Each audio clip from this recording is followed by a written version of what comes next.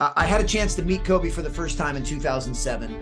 Nike had brought me in to be the performance coach for a new series they were calling their Summer Skills Academy. And I had a chance to watch one of his really early morning workouts.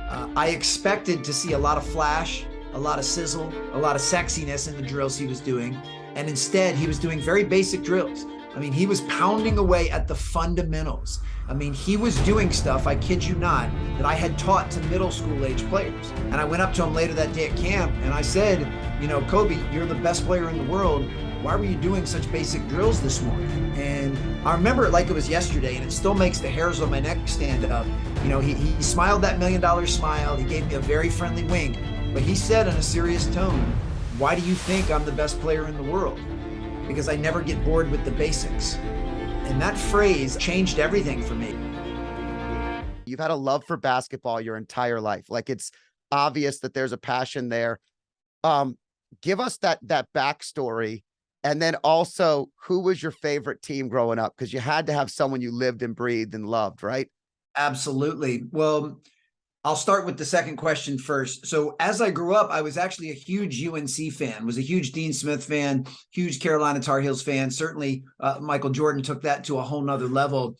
But when I was in college, I read Leading with the Heart by Coach K, and it absolutely changed everything for me. I still consider to this day that's the best book ever written on leadership and teamwork. I've read it multiple times since. But when I read that book, honestly, I switched my allegiance. And I didn't look so much like I was switching teams, but I just had such a respect and reverence for Coach K. I immediately became a Coach K fan.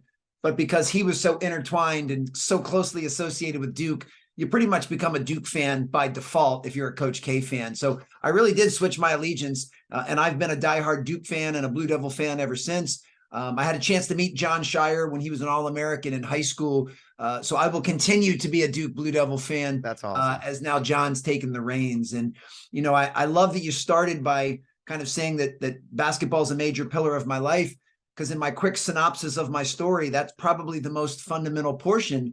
I fell in love with the game at 5 years old, and I'm so thankful that here 40 plus years later, basketball is still a major part of my life. And I spent the first part of my life as a very dedicated player. I was able to play all the way up through the collegiate level. I played at Elon University down in North Carolina. Then I spent the next 15 plus years as a very dedicated basketball performance coach. While I was at Elon, I started to develop an equal interest and fascination and love for strength and conditioning and mindset and fitness and nutrition, you know, everything outside of the skills of the game that it took to be an elite level player. So when I graduated, I thought, what could be better than combining my original love of basketball with this newfound love of performance training? So I dove headfirst into being a basketball performance coach.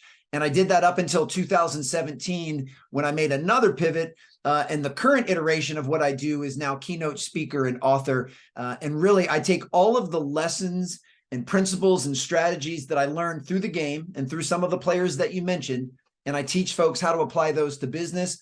But just as important, and I know it sounds cliche, but how to apply those to their lives as well. And I'm incredibly passionate about the work I do, but I'm also very, very grateful to get to do something that I really enjoy, that keeps me connected to the game that I've loved since I was a kid, and that I do believe is of service to others. Yeah, it's amazing. The stories in just reading about you, reading your book, learning about your story, how many amazing relationships you've been able to have, whether they were short or long, how impactful they can be. You have a Coach K story that I've heard briefly, but I'd love for you, because you mentioned your love for Duke. First of all, I cannot tell you how much I understand watching Michael Jordan play was something that was super unique and special. And while I wasn't a UNC fan, I was more of the Bobby Hurley fan. That was the start of my Blue Devil love.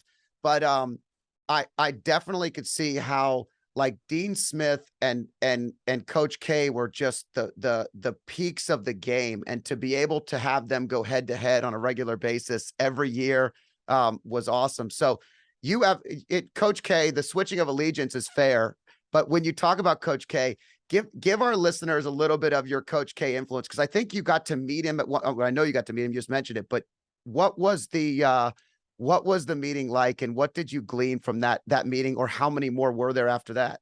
Sure. And before I share that story, let me say that for me, when you get to, I'll even say, idolize someone from afar, and then you have an opportunity to actually meet them.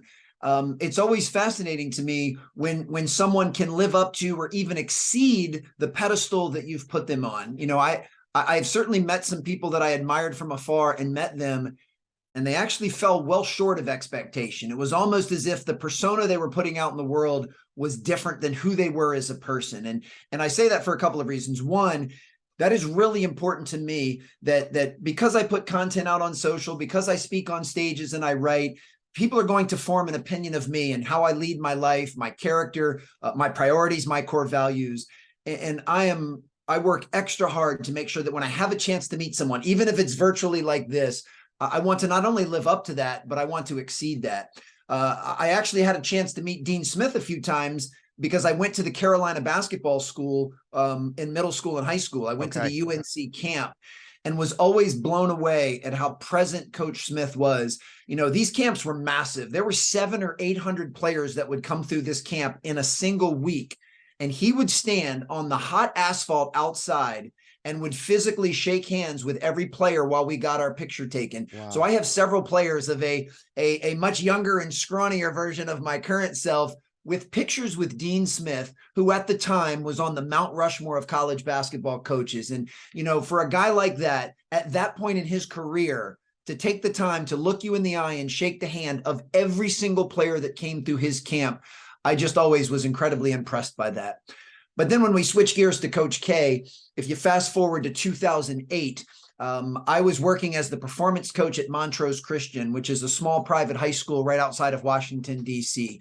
It's where Kevin Durant graduated from. He's our most notable alum. And I had a chance to talk to Coach K before one of our practices. He came to one of our practices because he was recruiting one of our players. And I had a chance to talk to him for 10 minutes before practice started. And it's kind of funny because as epiphanal as this moment was, I'm getting a chance to meet my hero, my idol. At that time, if you asked me if there was one person in the entire world that I wanted to meet, I would have said it was Coach K. And here I am having a conversation with him. And I laugh now because I didn't quite have the presence or the level of awareness then that I'd like to think I have now, because I don't remember anything that either one of us said during that conversation. I was just in pure awe. But I will never forget how Coach K made me feel. He made me feel like I was the most important person in that gym. Now, I wasn't. The kid he was recruiting was the most important, but he made me feel like I was. Very similar to what you're doing right now. He maintained a warm smile and had great eye contact. He had positive, open body language. But most importantly, he had a genuine and authentic fascination and curiosity, and he kept asking questions about my life, about where I grew up, about, the work that I did with the Montrose players. He made that conversation about me. He didn't make it about him. And I was raised very old school. I was raised that when someone goes out of their way to do something nice for you, you handwrite them a thank you note. So that night I handwrote him a thank you note. And I said something to the effect of, Coach K, you have no idea how much it meant to me to have a chance to finally meet you and talk to you. Thank you so much for all of your kind words and support. I'll always be rooting for you and Duke. And I put a stamp on it and I sent it off to Durham, North Carolina. And I figured that would be that. Well, funny enough, and I keep it right here, 3 weeks later, I go to my mailbox and I get a note back from Coach K. Unbelievable. Here are 3 sentences in his iconic handwriting on the front of his stationery that in essence says the same thing. No, Alan, it was so nice to meet you. I enjoyed learning about you. I'm always rooting for you. Best wishes. And, you can say, I know some of your viewers might not be able to see it, and certainly the audio folks won't be able to see this, but it's 3 sentences on the front of stationery, which I'm assuming took him about 60 seconds to write. And I think we can all acknowledge that over the course of our entire life, 60 seconds is a very little thing. Well, I'm just here to tell you that this little thing had a profound impact on my life. This little thing is the reason I wake up every single day with an attitude of gratitude to tell as many people as I possibly can, I appreciate you. Thank you. Great job. This little thing is the reason I'm personally relentless about returning every email, every voicemail, and every text message, and even every social DM that I can, because I believe, and I don't think I'll get much pushback from you, but maybe from some of your listeners, I believe if the greatest coach in the history of all of team sports can make the time to handwrite me a note back, you better believe I can reply to your email. You better believe I can call you back or text you back. So this little thing made a huge impact in my life. And it reminds me that as leaders, as coaches, as parents, as professionals, the little things we do can have a huge ripple effect. And many times we don't even know that effect. So, very similar to the code that I live by, which is I want to exceed expectations when I get a chance to meet someone in person. I want to make sure that I'm always doing the little things, because I have a feeling that the breadcrumbs I'm dropping could have a very positive impact on somebody else's life. There's so many amazing parts of that stand out to me. Number one, as you talk about Coach K and how he meets you, is his presence in that moment. As busy as life gets for those that are high performers, for people that are out there, someone like that, not forgetting in that moment just to be present with you, made you feel warm and understanding. He also was doing something extremely imperative. And that is, if you're trying to recruit somebody like Durant, anybody that's in that program, if you don't understand all the peripherals, all the people and humans that make up that individual, you're not building a relationship. You're just building a transaction. And so he was showing that he was building the relationship. And you mentioned humility and ultimately being humble in the moment of understanding that you really were grateful. And I can imagine, I can put myself in that position and understand it. But him writing it back for 60 seconds was an impact on your life that you just described as something that was a waterfall of opportunity for all these other things that you've kind of, catered your vision of who you want to be and how you want to be. And I love hearing that, because I think that sometimes the very thing that made him one of the greatest coaches was that ability that you just mentioned to stay humble and authentic. You've worked with a lot of young college athletes and young athletes in general. An assessment of mine, and I'd love you to tell me if this is right or wrong, but an assessment of mine is young people and kids especially, but young athletes are a very good judge of truth and character. And so these coaches that the Jay Wrights, the Coach K's, the Calipari, all these guys that go out and just get the best, Roy Williams, they seem to have an authenticity about them that's consistent, while others tend to be more transaction driven. They tend to be, we can win together. You can win with me. I can win now. And it's not the same. So I'd love for you to elaborate on that thought for a second, and anything else I just mentioned. No, you're so insightful. I'm glad you went in that direction. It's been my experience that the best leaders, they use the foundational mantra of transformational leadership. I mean, you just highlighted perfectly the difference between a transformational interaction and a transactional interaction. And the foundation of a transformational interaction is, it's not about me, it's about you. It doesn't mean you think less of yourself or that you don't prioritize your own self-care or that you lack confidence. It means you put equal value into what's important to others. And yes, it's been my experience that these top coaches in particular, when they're recruiting, they understand that it is about this young person they're recruiting, and it's about their future, and it's about their dreams. And, and at their level, the vast majority of people they're recruiting have the goal of playing in the NBA. So most of what's discussed during recruiting is not only on how, playing for me and playing for our university can help you become a scholar and an athlete, but also it will enable you to reach your dreams, because that's what's most important to you. And the coaches that get that and do it with sincerity and authenticity are the ones that do it at the highest of levels. And, there's kind of a part B and a part C to the Coach K story that I very rarely tell. One of them is I ended up seeing him again about a year later. And when I meet someone of that stature, I have always got the humility to think they don't remember who I am. I mean, I'm going to go up and reintroduce myself as if I'm meeting you for the first time. And I did go up to him again and said, "Hey, Coach, I'm Stein Jr. We met at Montrose last year." And he gave me a friendly wink and said, Oh, I remember who you are, Alan. I really enjoyed that conversation. Like it was just for somebody like that to remember me, and a complete nobody in his life was really remarkable. Then another thing that I find really cool is I come to find out, as special as I felt for him writing me that note back, that he has written thousands and thousands of those handwritten notes, that I'm not necessarily unique that I got that, because he's written so many of them. And I ended up finding out by a mutual friend that he practices something that another friend of mine calls systemized thoughtfulness. And systemized thoughtfulness, in Coach K's case, was he would block off, or have his assistant block off, 1 hour on a Monday. And the only thing he would do during that hour would be handwrite notes. Handwrite thank you notes back to people, handwrite thank you notes to people he wanted to be proactive with, handwrite notes to potential recruits, but he would block that off because it was so important to him to handwrite those notes. And the reason my other friend calls it systemized thoughtfulness is he blocks off that hour, and that's the only thing he's going to do. So he's built in a system for making sure that he has the time to do this. But when you receive a note from him, you don't feel like you're one of 1,000.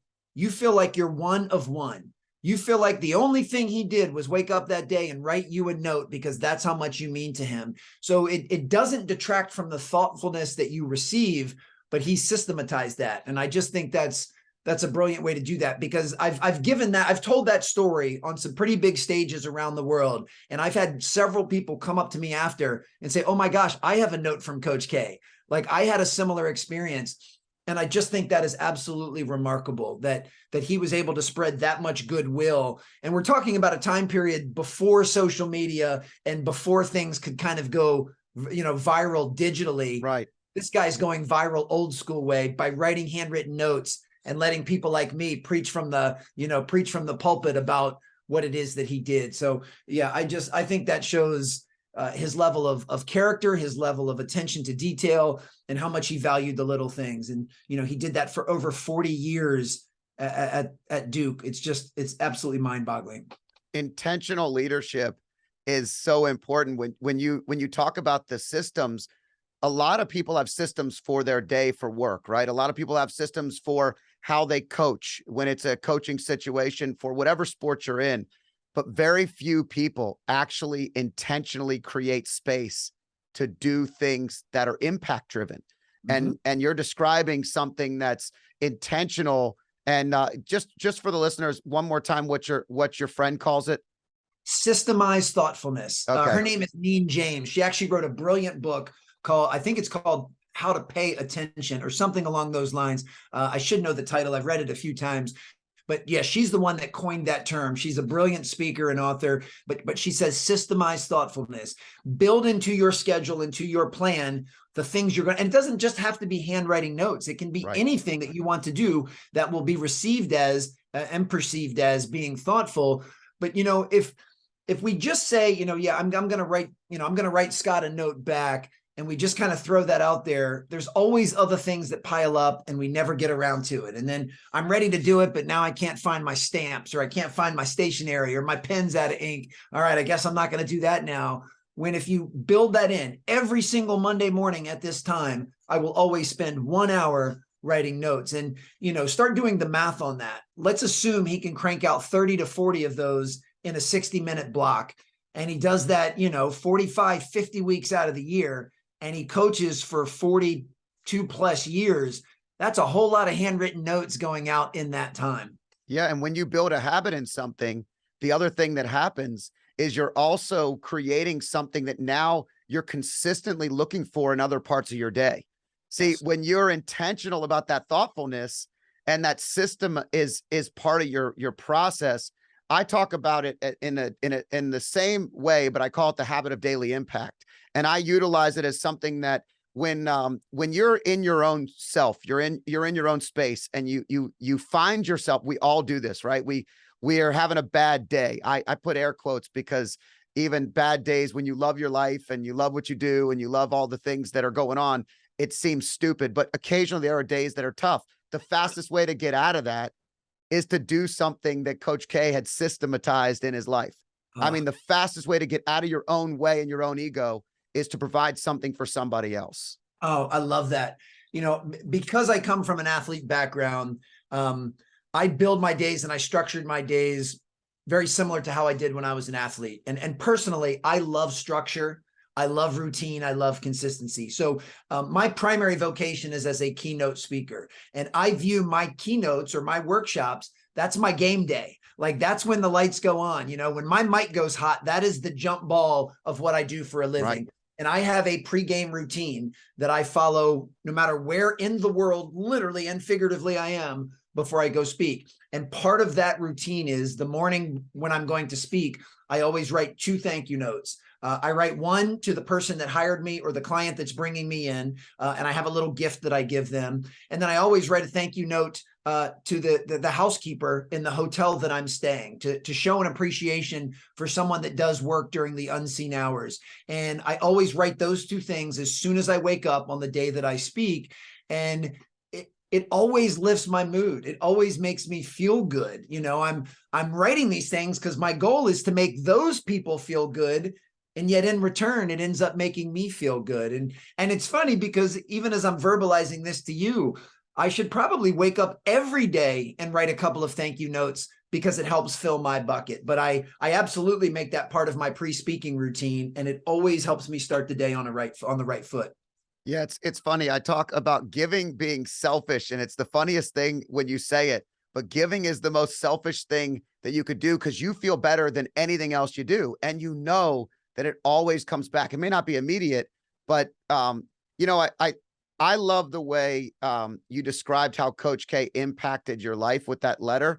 And then as you told the story of all the other letters he wrote, all I could think about is how many other kids, how many other adults, how many other humans did he use that hour to change their trajectory of their life? And then there's always the difference between the people that, like you, that acted on it, that really made it a part of their future and their future life, and the people that read it and moved on immediately because they heard Coach K writes a thank you note every once in a while. Like you acted on it and did something really, really cool.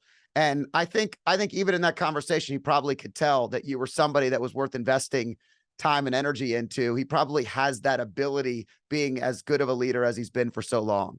Oh, I appreciate you saying that. That's very kind of you. And, it's kind of neat, at least on his end, that story has been so impactful in my life that I cannot even tell you how many stages I've told that story to, how many podcasts I've told that story. So I'm a mouthpiece of sharing that. So the ripple effect, he does one little thing to show appreciation and a nice gesture to me. And then I do my best to magnify that out so that more people do that. I mean, that's the reason that I share that. Is not to name drop or to say anything about me. It's more of we should all be doing that. I mean, that's the reason that I share the fact that I write a thank you note and I leave some cash for the folks in housekeeping. I don't say that to brag. I say that because I want other people to join the movement. I want other people to say, you know what? I can do the same thing when I stay, at a hotel. I mean, I've really been making an effort to try to go out of my way to acknowledge people that serve all of us during the unseen hours. Even think in a restaurant, we tend to tip the waiter because that's who's forward facing and that's who we're dealing with. But someone on the other side of the stove is cooking the food for us, and they probably don't get very much recognition or acknowledgement. Now, that's not why they're doing it. They're most likely doing it because they have a culinary love and they love serving people. But I think anytime we can go out of our way to thank people that serve us during the unseen hours, it's a good thing. And I've a page out of Coach K's book. I've systematized that. Every morning I have a speaking engagement. I always write 2 thank you notes. And that's something that I certainly hope spreads to others. And one other thought, I love your kind of wordplay in saying that giving is selfish. And I love that.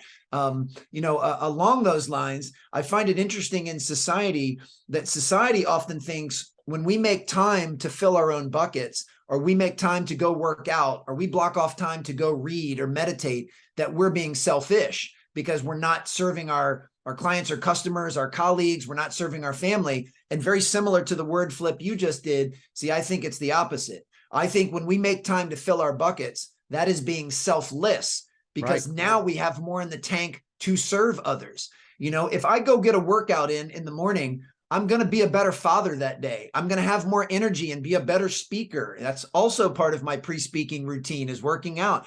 So when we block off time to do things, to fill our own bucket, we can be doing that in service of others. So that's another one that I think society gets backwards when they think, jetting off to take a to jump on your Peloton bike when maybe your kids need some help with something is being selfish, when in reality, I don't believe it is. I think it's the opposite. Well, I think I love this because I live this every day. I think there's a couple of points here that are great to bring up. Number one, you know how young kids that have high energy, the teacher learns to utilize them, to give them extra projects, to give them discipline in their day that's maybe outside the box, maybe a side project here and there. What people like us have learned, and what I know these athletes do, is they have a different level of performance in their brain of what they're aiming for. And when they're idle, they're not at their best. They're not their best version of themselves. And so I know every morning I get up and I work out, and I get in my sauna, and I get in my cold plunge, and I do this religiously. And when my schedule's messed up, it's harder for me because I'm so disciplined around it.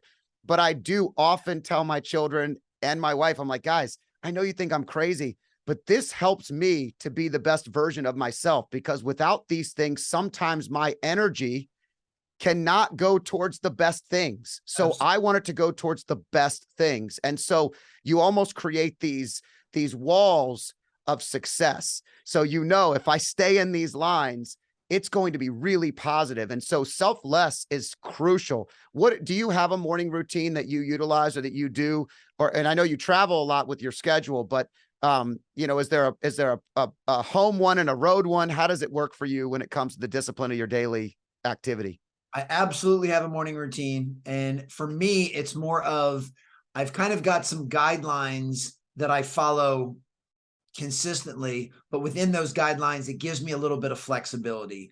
Generally speaking, first of all, the first thing I do every single day is I make my bed. And I've done that since I was in my early 20s. So I kid you not, I have not missed a day in over 25 years. I believe making your bed is an act of discipline. And I believe discipline is not only the key to being successful, but it's the key to being happy. And as Jocko Willink says, it's the key to freedom, So yeah. I think if I can start my day with a quick 10-second act of discipline, then I start to create some momentum. And that doesn't matter if I'm staying at a hotel or I'm staying at home.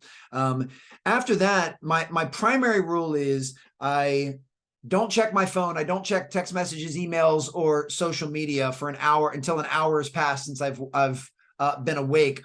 But every single morning during that first hour, I try to engage my mind, my heart, and my body. And now the shape that takes can be different. Someday that could be an 8-mile jog. Another time it could be some light stretches and some foam roll, but it's doing something to move my physical being. I try to do something to engage my mind. So whether that's reading something or listening to a podcast or watching something, right. And then I try to do something to engage my heart and my emotion. Again, that could be watching something inspirational. That could be, some type of connection with my children, a friend. But I just try to get my main faculties going before I kind of start and hunker into my day. And I'll say I'm pretty consistent with that. Like everything I share on stage and I share on page, I'm not coming from a place of mastery. So I don't want anyone to think that I'm a robot. And every day of my life, I have this perfectly executed morning routine. Things come up. There's some nights you don't sleep very well. There are some nights, like a lot of things. But generally speaking, I'm pretty consistent with following that. And when I do, I get in a groove. I kind of prime myself to have a pretty productive day. Now, equally important, I make sure that I have an evening routine as well, a sleep routine, if you will. It's kind of like the chicken and the egg. Right, what comes right. before a morning routine? The previous night's evening routine. So I want to make sure, because I highly value and prioritize my sleep. So I want to make sure that I'm doing everything I can to set myself up to have a restful night's sleep. And of course, the way the world works, I might do all of those things right, and I'm still tossing and turning all night. I can't shut my mind off. I'm worried about something. That's part of the human condition. And I don't ever worry about perfection. I lean much more towards progress. So I prioritize and I value a peaceful night's sleep. I prioritize and I value using that morning time to prime myself to have a great day. And then overall, I just do the best I can with what I have wherever I am. That's awesome. So as a performance coach, I love mindset. And I think what's really funny is I started wearing the Whoop almost 3 years ago. Are you Nice. wearing an Aura ring or do I you? do. I Okay. got the Aura ring All on. right. So I've had it for about a month, so I'm still relatively new with it. okay, I love it. You know what makes me love it is I love discipline at every level. But when you sleep and you can actually see the data and you can say, some nights you wake up and you feel a little less than what you wanted to feel. But my Whoop will say, you're in the green recovery zone, Scott. You need to get your butt up. You need to do everything you're supposed to do.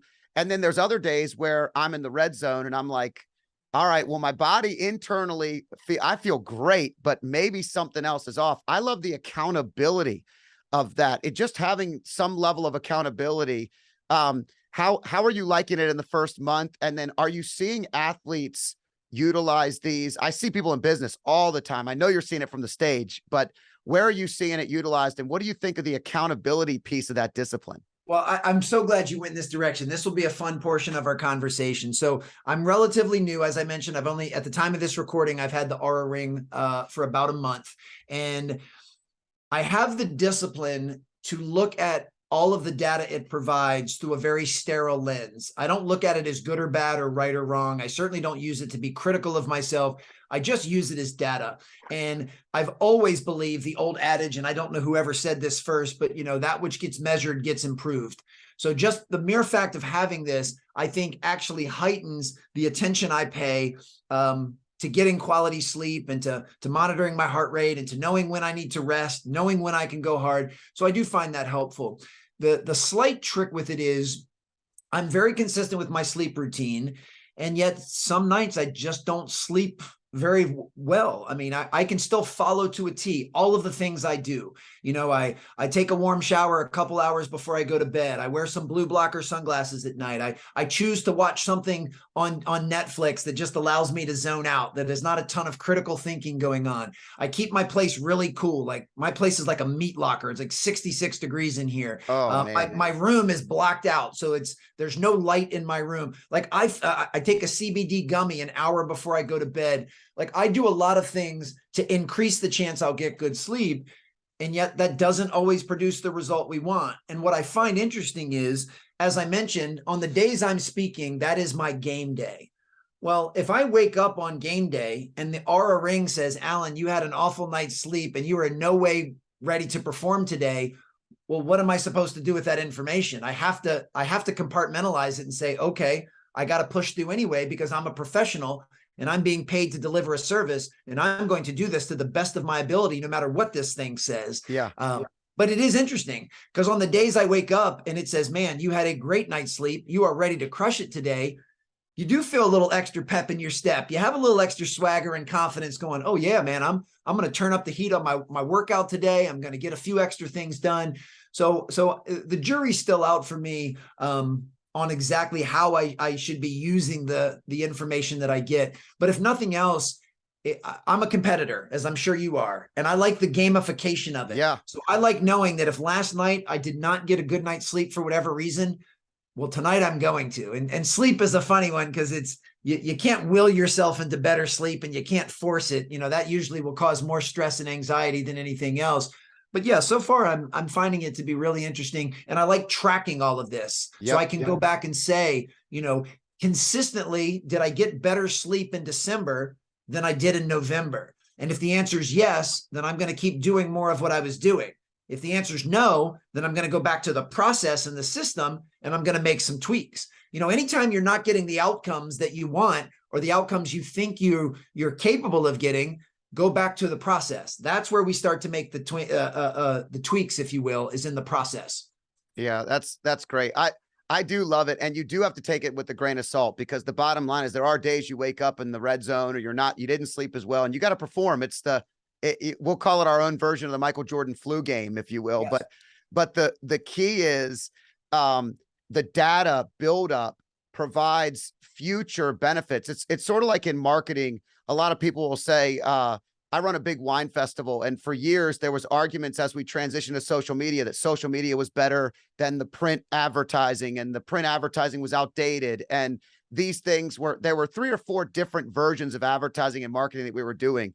And I would always say, guys, we don't know which one's really working better than the other. We know the data to a certain degree. Now, of course, data today is way better than 15 years ago. But the point I'm getting at is sometimes you're doing a lot of things and you're not quite sure which one is attributing to the positive or negative success. So you want to actually start to tweak, but you got to have the foundation. And I think one of the best foundational stories that I've heard you talk about is Kobe. And I can't have a conversation without mentioning Kobe, because he's somebody that everybody has respect for when they watch the Mamba mentality and that work ethic. And it's special. I watch my kids watching videos of him, and you know, and we know these guys are different. They're just uniquely different. But if you could give us maybe one story that stands out to you when it comes to Kobe, and one of the things I'm looking for, just a second part, is all the little things. That's all I want to say. Just all the little things. And I want to let you go on that, because I love the connection to Kobe that you had and how this really goes into our listeners and what they do every day. Well, I have a signature story that I tell 9 times out of 10. It's my opening story anytime I take stage, because the lesson that I deemed from it is really the foundation to my life's philosophy and my perspective on what it is that I share. What I'll do is kind of give you a Cliff Notes version of that, Sure, give you a couple of extra additions to it. And then if anyone's interested in seeing the more theatrical version, they can go to my YouTube channel. I had a chance to meet Kobe for the first time in 2007. Nike had brought me in to be the performance coach for a new series they were calling their Summer Skills Academies. And they did a camp based around Kobe. And they brought in the top high school and college players from around the country for this camp. It's my evaluation that in 2007, Kobe was the best player in the game. And I had a chance to watch one of his really early morning workouts before camp. I mean, to the tune of, it started around 3:30 in the morning. And I remember as a younger coach being really surprised at what he was doing. I expected to see a lot of flash, a lot of sizzle, a lot of sexiness in the drills he was doing. And instead, he was doing very basic drills. I mean, he was pounding away at the fundamentals. I mean, he was doing stuff, I kid you not, that I had taught to middle school age players. Now, he was doing it with an unparalleled level of focus and intensity and precision, but the drills he was actually doing were very basic. And this surprised me so much that later that day at camp, I needed to know why. My curiosity overwhelmed me. And I went up to him later that day at camp and I said, you know, Kobe, you're the best player in the world. Why were you doing such basic drills this morning? And I remember it like it was yesterday, and it still makes the hairs on my neck stand up. You know, he smiled that $1 million smile. He gave me a very friendly wink, but he said in a serious tone, why do you think I'm the best player in the world? Because I never get bored with the basics. And that phrase, I never get bored with the basics, changed everything for me. It was one of a handful of epiphanal moments that I've had in my life. And, you know, one of the lessons I pull from that is just because something is basic, it doesn't mean it's easy. See, those are not synonyms, and yet people mistakenly use those words as if they're interchangeable, but they don't mean the same thing. What it takes to be good in anything, in basketball, in business, and being a podcast host, are very basic principles. But executing them every single day consistently is never easy. Because if it was easy, everyone else would be doing it. So, you know, that was a powerful lesson for me, because it reminded me, if the best player in the world is going to focus on the fundamentals, then I probably should be as well. You know, no matter what area of my life I'm trying to improve, I try to stick to a core handful of fundamentals, and I try to work towards mastery of them during the unseen hours. You know, there's a handful of things that I believe make an extraordinary keynote speaker. Those are the things that I work on. And there are a handful of things that I think make for a really connected, loving father to my children. Those are the things that I work on. So that was a really, really powerful lesson. And I came to find out in a later conversation with Kobe that the reason he chose to get up so early and work out was, in his words, he said, the most dedicated and driven NBA players are going to work out twice a day during the off season. And if I only do what they do, then I'm not going to create much separation. I have to do more than they do. So in order for me to squeeze in another workout, I got to get up pretty darn early, because I'll be coming home from the gym from workout number one, and they're just coming to the gym for workout number one. I'm coming, and he'll always be one step ahead. And I think that was integral to his Mamba mentality. But I do want to make a huge disclaimer, and I make this whether I'm talking to young athletes or folks in the business world. I don't want the lesson of that to be that more is better. That if working a 12-hour day is good, working a 16-hour day is better. Because in most areas of life, I don't believe more is better. I believe better is better. I'm Right. always a quality over quantity type guy.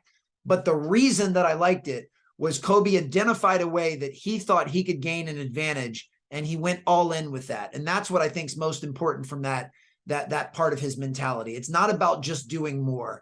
I would imagine most people listening to this that are high performers probably already do a little bit too much or work a little bit too much. If anything, they need to learn how to pull back. Yeah. And I know that's something I've tried to do. I'll put my work ethic up against anyone, but I also know that I have a schedule that has appropriate harmony and flow. I block off time for self-care. I block off time to be with my children. I block off time for leisure. I'm not checking my phone or my email at 10 o'clock at night because I'm about to go to bed and hopefully get some good sleep.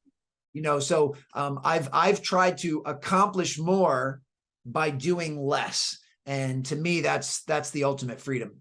Well, and if you think about it, I don't know your exact age, but I'm in my 40s, and I could tell you that most of the basketball players and professional athletes that we study and love, they're in their 20s and 30s at the time that we're interviewing them and talking about them. And you know what I did in my 20s and 30s is totally different than today.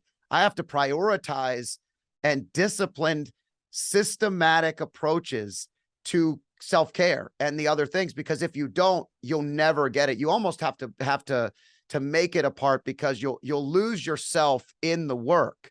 And that's what you're talking about. I want to tell you this quick story, because when we first booked your interview, I have two boys. They both play extremely competitive soccer, and I always share with them who I'm talking to, because I believe there are so many people out there that have unbelievable stories, unbelievable messages that are just that our kids may not hear about. But if I get in contact with them and I know who they are, I share the story. So I'm sharing who you are, what you've done, and I share one of the videos or something, that a podcast or something that you had done. And during the I don't know if it was the end of the summer or whenever it was, but my youngest son, who's 13, who's already getting up every morning to work out prior to going to school, or even in the summertime, he gets up and goes. He's a little bit unique, which is another thing I want to talk about. But he said, Dad, he told me, I just sent him the videos, because if you do too much talking, they won't listen, right? So I sent him the video, he goes, hey, I was thinking, what Kobe said is, everyone else this summer is going to be training once a day max. So if I do a morning and an afternoon workout, I don't feel like it's going to be too much. Do you? And I said, well, I mean, how do you feel? Do you like it? And he goes, yeah, I love it. And I said, as long as you love it, that's the difference. So there's a couple of key points there. Kobe loved what he did. Yes. And because he loved it, he invested in the practice. One of my really good friends played professional baseball for 17, 18 years in the majors. Special human when it comes to performance. And he says he loved the practice more than he loved the games. And so when you start talking to people that are high performers, and I use air quotes when I say high performers, because I will tell you right now, my wife is a teacher and a mom, and what she gets done in a day amazes me every day. If people don't think that's a high performer, they're missing the point, because it's not just people in business and athletes. It is everyday people that do a boatload of stuff in a day, and they know how to fit it in because they're disciplined. They love what they do, and they love who they serve. So I wanted to tell you the story about my youngest son, because it was just an impact that a video that you put out there, and the story of sharing that allowed him to execute upon, and he brings it up and talks about it. And it's really cool.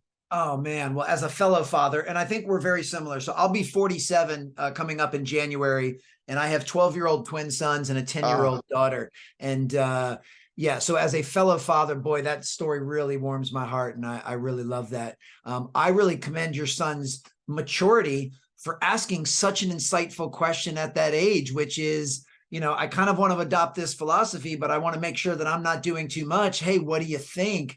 Oh, that's absolutely brilliant. And Old soul. He's an old soul, Alan. That's the difference. Like some kids, my oldest son's like me. So Mhm. he's very similar in the sense that I had to break it and figure it out first. Sure. You tell me to do it. I don't believe you yet. I'm going to go test it. Then I'm going to tell you that I tested it and you were right. But it's rare. And the youngest is an old soul. He does what we do in our maybe our 30s and our 40s, where we actually say, hey, I can get from point A to point Z quicker if I listen to somebody else versus having to go break it on my own. Oh man, I love that. Yeah, there's so much insight there. And I loved your primary takeaways and your thoughts on that as well. And I certainly love that you clarified that we perform in every area of our life. Most people hear the word performance and they think of actors and actresses or somebody on Broadway. They think of athletes, they think of musicians, someone playing in the orchestra. Right.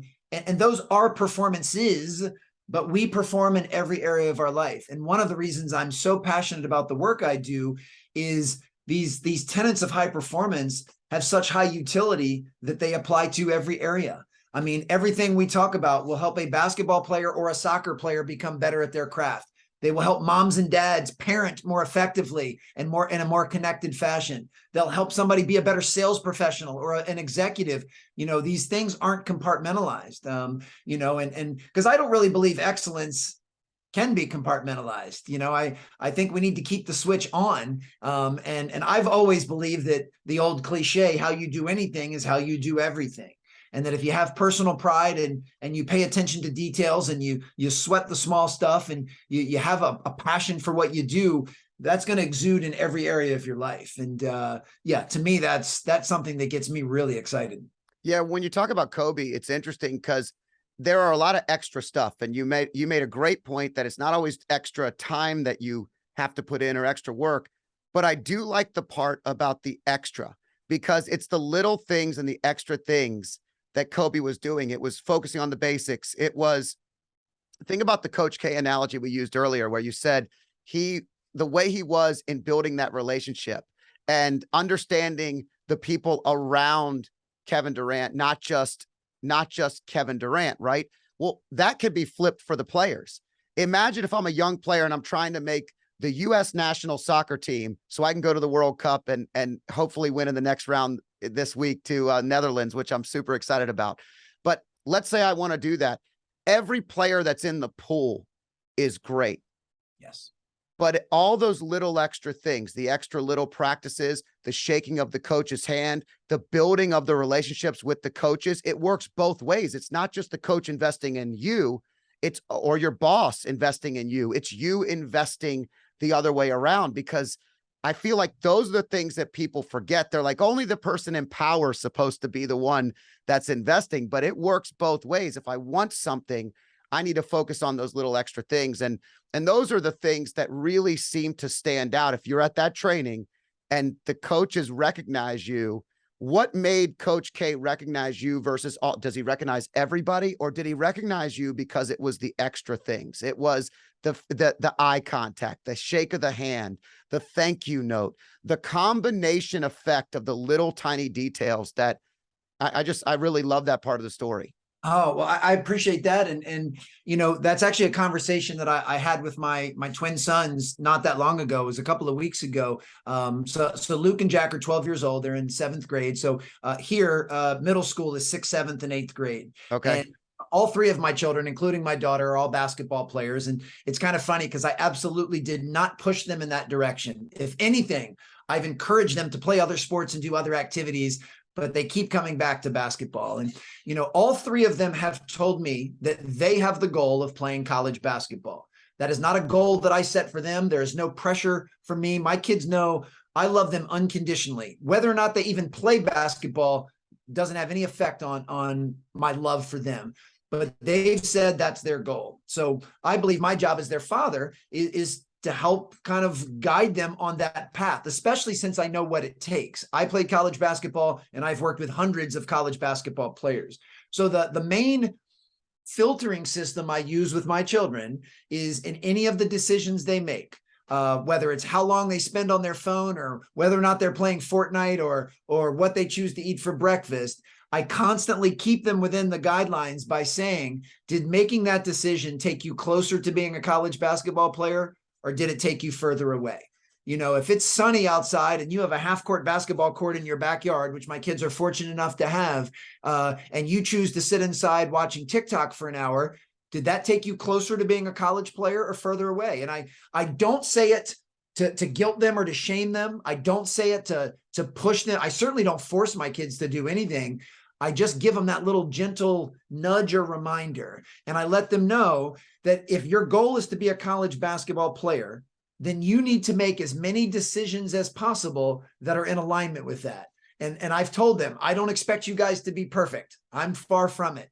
You're going to make some boneheaded decisions. You're going to make some decisions that are not taking you there, but the more you can, the better. And the reason I'm bringing this up was with what you just said so beautifully. Most of those things can be deemed little things. Yeah. It's these little micro decisions that we have to make every single day. And I just want them to hold themselves accountable to making those decisions and making as many of them as they can. So they've got middle school tryouts coming up. And they've told me, well, first of all, at their middle school, 6th graders are not allowed to try out for the team. It's only 7th and 8th. And that the last several years, the trend has been, it's almost all 8th graders that make the team. Very few 7th graders make the team. So my kids they have tryouts next week, and they're already going into it thinking, all right, this is going to be really hard for us to make the team. The deck is stacked against us. And I said, now they have nothing to lose. They have nothing to lose now, right? No, nothing to lose. And my question to them was, you're probably not going to get, picked for the team based on your size, because both of them are undersized. You're probably not going to get picked for your athletic ability because you have half of my genes and I'm no Russell Westbrook. So what are the little things that you can do to help you stand out? Can you get to tryouts 30 minutes before anybody else? Can you ask the coach if you can help set up the cones? When it's time for a drill, can you sprint to be the first one in that drill? Can you walk up to the coach at the beginning and shake his hand and say, I'm looking forward to this opportunity? And when tryouts are over, even if you get cut, can you give them an equal handshake and eye contact and say, thank you for this opportunity? Like, do those little things. I told them a few weeks ago, it would be in their best interest to go meet the coach in advance, say that I look forward to trying out next month. What is it that you look for in a 7th grader that could potentially increase the chance that you'd pick them? And I said, being proactive enough to merely ask that question will make sure that you get stuck in their mind. Right. That coach might say you're not a good enough basketball player, but doggone it, you've got great leadership and great communication. I think you'd be a great teammate.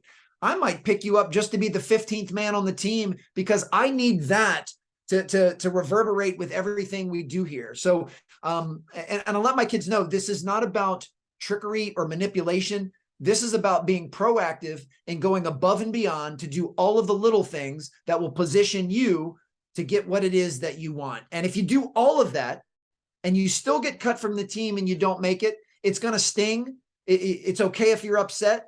I'm going to help console you and I'll sit with you, but at least you'll know that you did everything within your control. Right. And I said, you'll learn to heal from that much quicker than if you play the woulda, coulda, shoulda game. Well, what if I would have gone and met the coach in advance? What if I would have, shook his hand? What if I would have helped set up the cones? What if I would have sprinted? If you say woulda, coulda, shoulda to all of those things and you get cut, you'll never know. And that pain of regret is much longer lasting than the pain of knowing you gave it your all. Well, I think there's a couple things I want to talk through because I love this. Number one, parenting is leadership. It's imperfect, but I get very frustrated nowadays at how unable and unwilling parents are to actually provide the good discipline and barriers. So I'm glad that you're teaching your children ways that they can be successful in the things that they say they want. That's a great way for them to learn what they're going to be great at, what they're going to fail at, what life is going to be like later. Not just, hey, why don't you go try it? And if you find out you like it, well, great. Well, guess what? When they're not good enough to make the team and they're home feeling like they're not good enough at anything, you know, it's okay. It's good for us to provide them some barriers. So I love that. And I feel like nowadays we have to caveat it with anything that they want to do is fine. And anything, I mean, my son went out for at 10 to the Columbus Crew for a MLS thing for the Generation Adidas Cup. And he was brought up to 300 kids in a tryout. He picked up all the balls. He shook the hands. He went from 300 to the top field and eventually was one of the 10 that was picked. And he was a year and a half younger than the average kid. This is dad bragging for all of our listeners, but it was the little things. And, you know, he made that team. He got to play. He started every game when he went to the Generation Adidas Cup. Here's the one thing we went up there thinking, no chance he's going to make this. You know, how good could he be? Is it plausible? He's 10. So let's keep this in mind. It's just a learning experience. When we came back, he was more enamored with his own ability to invest in himself. From that day forward, his practices increased. His love for practice increased. He saw the result that it could yield. There were so many things that helped build that have made him into what he's doing today. And in the long run, to your point, this is the caveat we say as parents. If they don't become a college player or do anything with it, what they learned about life is what they'll utilize in every job.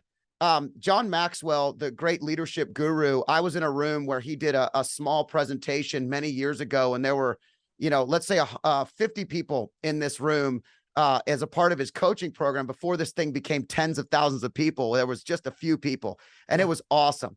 And John said that his grandson had asked the question, you know, I really feel like I should be earning six figures.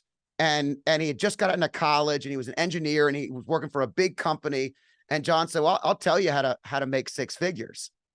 And he goes, seriously? He's making like 60, 70 coming out of school. All right. He goes, yeah, I think within a year I can get you to make six figures. And here's what I'm going to tell you to do. I want you to do these three things. I hope I can remember the three things, but I'm going to remember them, darn it. Number one is, he said, I want you to get a key to the place. You need to get in before everybody else and show them that you're eager, which goes right into what you said about pre-conversation with the coach. Everyone in that office needs to understand, even if you get in early, son or grandson, just so that you can actually get your day prepared. You're in the frame of mind to produce and perform at that point in time. You're there to grow and learn, and everybody sees it. Number two is you need to help every single person that needs it anytime they need it. I mean, if the door needs to be held, if boxes need to be carried, you are the guy in the office that everybody says, Alan's the guy that he comes to our help every time we need help. Alan, did you see Alan? I went, Alan the other day was unbelievable. He would help me carry these boxes in. And he said, third, whoever the boss is. And he goes, I don't mean your actual boss that you go to every day. I mean the guy or the gal that is in charge of the whole company. You ask for 5 minutes and you walk into their office and you don't sit down. You stand up and say, I know your time is valuable. I just wanted to thank you for the job that you gave me and the opportunity to earn this future, you know, goal of mine or whatever it may be, and walk out. He said his grandson in 1 year was earning six figures. Mm-hmm. And everything you said was something that your 12-year-old kids or my 13 and 16-year-old boys can utilize later in life to make them more successful. And I love that bold parenting and leadership in general, it sounds ridiculous, but it works. It works in all facets of life. And I love that you're doing that. Oh, well, thank you so much, man. I'm so enjoying this conversation from a fellow father to father. And, you know, it's funny because, you know, my kids have seen my keynotes before. I've taken them to some trips, they've watched, and, you know, they joke a little bit because sometimes even as a father, they think I'm wearing my motivational speaker hat. Yep, and they kind of, they make fun of me, which is very warranted. And I love it. But, you know, another one of our foundational principles that applies to folks at work, it applies to folks at home, and definitely applies to kids is no blaming, no complaining, and no making excuses. That we're going to hold ourselves to a high level of extreme ownership. And, you know, there's going to be plenty of times in life that things don't go our way, that we don't get our preferences. And I let them know, I'm not even saying that the things that you want to blame, complain, and make excuses about aren't valid.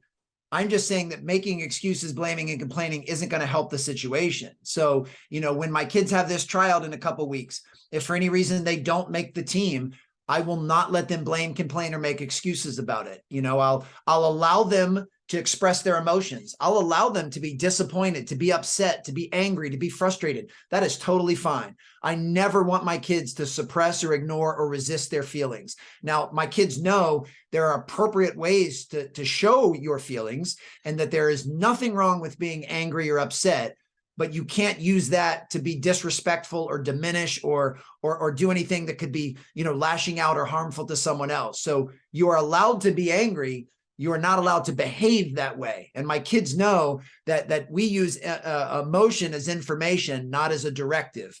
That you can feel anything you want to feel, but you can't behave however you want to behave, because there are consequences to that. So all of these lessons that I'm teaching my children are a great reminder for me. And I believe leadership 101 is you have to model the behavior you want to see in others. And if you are going to expect it of others, you have to expect it of yourself. So the more I preach to my children that we don't blame, complain, or make excuses, the more I have to hold myself to that. And when I catch myself slightly diverting to a previous default that I had in my 20s of blaming, complaining, and making excuses, I catch it pretty quick now, and I course correct. And that, to me, that's what's most important. So I want my children to pursue the things they're passionate about. I want them to do the little things. I want them to give a great effort and have a great attitude. I want them to be kind in the process, but I always want them to have a level of extreme ownership and self-accountability, and never blame anyone else for the situation that you have. Because my children know, in the broad spectrum of the world, they are incredibly fortunate and incredibly privileged, as was I growing up. Yep. And that, the issues that they have are still very valid issues, and I never want to undermine them, but they've got it pretty good. And, there's some other people in the world that have a lot bigger reasons to blame, complain, and make excuses. And we need to have a high level of gratefulness and appreciation for the things that we have. Yeah. And sharing the story, sharing that principle can help everybody. Because if and I don't know what your background was, but I didn't grow up with a whole lot of the extras and the things that my kids have today. And so there were so many things that I would have been better at, because I spent a lot of time working through these very challenges, these battles, these internal things. And I love it because it reminds me too of we talked about great coaches, and this will kind of bring us full circle. We talked about great coaches. Some of the best coaches, almost all of the best coaches, were not the best players. Right. They are the best coaches because they were able to hone in on the things that they learned along the way from the people that they learned from, and they're always growing and learning. And they execute that by teaching ways that they know will work. We got in the car this morning, and I didn't get to watch the U.S. national game with my youngest son. My oldest son came, and a bunch of people watched it with us, and we're big soccer fans. So it's a big deal for us. I got in the car this morning as I took him to the bus, and I said, "Hey, Tyler Adams, I heard on the commentary that his dad will often send him a text or call him at halftime and give him a couple of ideas." And I said, "Do you think his dad's a U.S. national team coach?" And he goes, "No." I said, "Do you think his dad probably played at the highest level?" And he goes, "No." I said, "I only want you to take one thing out of this, and that is there are coaches that know the game and they know it all. And then sometimes there are people that know you. And if you take the people that know you and love you, and it's coming from a good place, Sure, and you know how to channel it, whether you use it or not is all up to you. But just know that often I can't hide from my dad. My dad can tell me something. I may not like it, but you can't hide from it." And it was insightful, but I heard that on TV, and I was like, see, it's okay for dad to give you advice every once in a while, even if dad didn't play professional. Okay. It's okay. And so, when you love somebody and it's come from a good place and it's there to help them become who they're going to be, it's really good. But I love what you're doing with the kids. I'm excited to actually hear, and I hope you follow up with me and let me know if they made the team. sure. I want to wrap us up because I know we've gone over a little bit of the time, but I've really enjoyed talking with you, Alan. I love what you're doing. I love your message. I love how it really reciprocates into the business world as well, and how you're doing it on stages. Tell our listeners how to find you. What are some ways that they can follow you and watch you and get more of this message? Oh, well, thank you. This was so much fun. It was really a different and unique conversation. I've been a guest on, and I'm not exaggerating, over 300 podcasts since 2017. And this one was really, really enjoyable. You're a terrific interviewer and a fantastic listener. And I love learning about you and your sons as well. So anyone that's interested in what I have to offer from a speaking standpoint can just go to alansteinjr.com. That has information on all of my corporate programs and keynotes and workshops. I'm very easily found and very accessible and responsive on social media at Alan Stein Jr. On LinkedIn, Instagram, Twitter, and Facebook. So if anything that we shared in our discussion, if someone has a question, someone wants to share something of their own, someone just wants to keep the dialogue going, just shoot me a DM on any of those social channels. I'm very good about getting back to folks. And if anyone has an interest in my books, Raise Your Game, or the follow-up Sustain Your Game, you can get those at Amazon, Audible, or wherever you like to get books or audiobooks. Yeah, behind every great player are great coaches, and great coaches often have mental mindset leaders around them every single day. So Alan Stein Jr. is one of those people that is helping to make the game better, coaches better, players better, his family better. Thank you so much for being a guest today. I look forward to watching your story develop in the future. Likewise, thank you.